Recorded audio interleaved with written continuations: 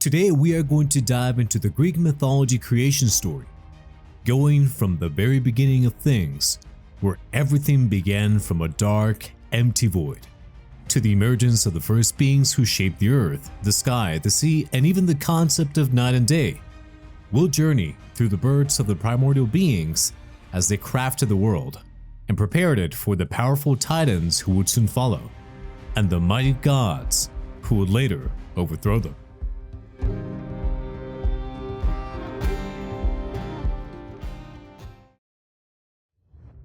In the very beginning, before the gods like Zeus and the titans ruled, before the earth was created, there was only one thing: a vast, empty darkness called chaos.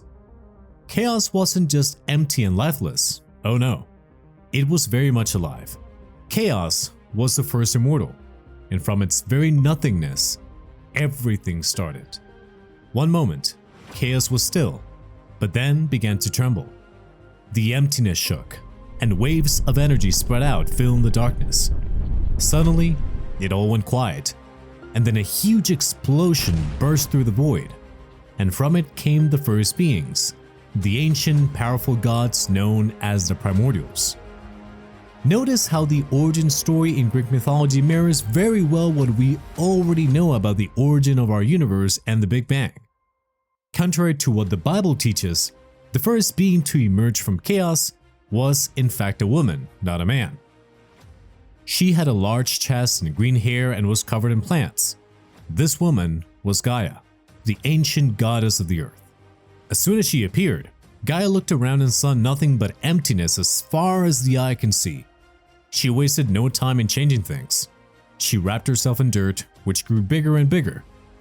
Soon, plants started to grow all over this dirt and covering the land. During this process, Gaia and the earth became one, so Gaia is the earth itself. And in this process, life on earth was kick-started. The next being to emerge from chaos was a dark-skinned man with skin as hard as diamonds. This was Tartarus, the ancient god of the pit. He looked at the earth and decided to take residence in its deepest parts. He carved out a massive cavern deep within the ground. This pit had thick stone walls, floors covered in sharp hills of rock, rivers of flowing magma, and a ceiling of giant hanging stalactites. Happy with his creation, Tartarus became one with the pit itself, forming the darkest and most feared place in Greek mythology. The third to appear was a light-skinned woman with black hair that sparkled with tiny white lights, like stars in the night sky. From her back spread two dark wings that glowed just as brightly as her hair. She was Nyx, the ancient goddess of the night. Finally, a fourth figure emerged from chaos. He was a man completely hidden in shadows with no trace of skin visible. Like Nyx, he had black wings, but his darkness leaked around him. This was Erebus, the ancient god of darkness. You may not believe in love at first sight, but when Erebus appeared, Nyx's eye met his, and from that first look, they fell madly in love. While Nyx and Erebus were lost in their newfound love, Gaia did not have the same luck. That did not stop her in the least bit, however. She single-handedly decided to create new life on Earth all on her own. First, Gaia gave birth to a fully grown man with flowing white hair and a magnificent white beard, and he was strong and powerful. This was Uranus, the ancient god of the sky. As soon as he was born, Uranus created a giant dome around the earth, creating the blue sky we perceive. He breathed out, and from his breath came the very air all living things would someday breathe. Pleased with his work, he became one with the sky so he could watch over everything below. Next, Gaia gave birth to a group of invisible nature spirits. As soon as they were born, these spirits scattered into the earth, moving underground. Suddenly, the ground began to tremble, and from it rose massive piles of earth, reaching up toward the sky. These piles became the towering mountains, and the spirits inside called themselves the Aurea, the spirits of the mountains. Finally, Gaia brought forth a man with dark blue skin, hair and beard made of seaweed, and two pincer-shaped horns on his head. This was Pontus, the ancient god of the sea.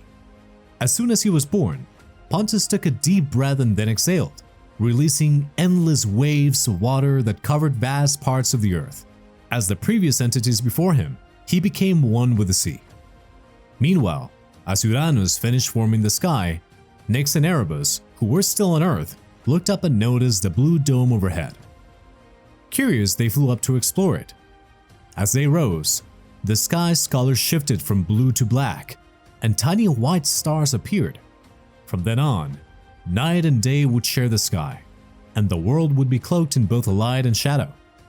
Nyx had just filled the sky with night, and Erebus had brought darkness to cover the surface of the earth. Just as the mountains rose from the ground, Nyx and Erebus gave birth to twins, a shining man covered in light and a glowing woman with golden hair and two bright golden wings. These twins were Aether, the god of light, and Hemera, the goddess of the day. With their arrival, the sky took on new colors, blue with shades of yellow and orange. Half of the earth lit up with brightness, pushing the darkness back. Aether and Hemera had brought daylight into the world. For now, Nyx and Erebus left the sky, decided to pay their brother Tartarus a visit in his cavern deep within the earth. Aether, enjoying the sky's openness, decided to make his home at its highest point.